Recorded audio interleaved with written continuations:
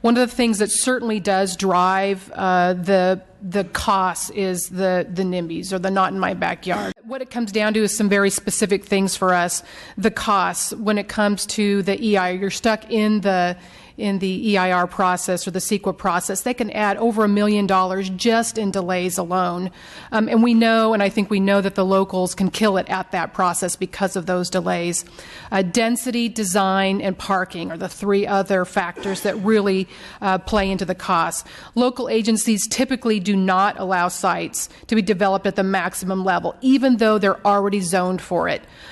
Design, they get involved in the design process, even though we don't have a lot of architects in our local government, and yet they play into that, the hands of course, the NIMBYs who want changes. Again, those are cost drivers for us. And then parking, of course. Parking reduction aren't always allowed, even though under state law we've affected that time and time again. And so we see that even if you're close to public transportation, we're not seeing those parking requirements reduced as they should be.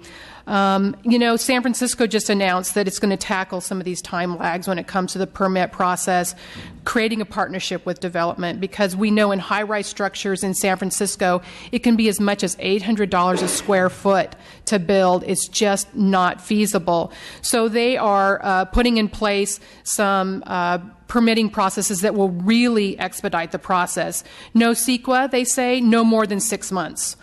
Categorical exemptions, no more than 9 months.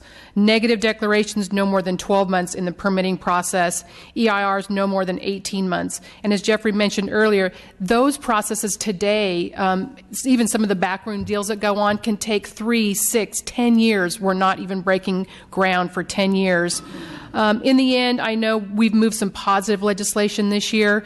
You know, arm twisting, unfortunately, at the local level happens behind the scenes. Even though we passed the Housing Accountability Act changes, we know that developers don't like to get sideways with their local governments. It's just not a good place to be when you're trying to get your housing produced. They gave us the ability as associations to try to help make the change through either challenges through the legal process, or coming in and at least forcing some of those changes. So in the end, the housing may get built, but that's the cost, of course, the end user ends up paying for that because of the time lags and because of the unfortunate permit process that takes so long. So with that said, I appreciate the time that you're taking to talk with us through this process today, and obviously thank you, and we'll look forward to doing some hopefully helpful stuff again next year.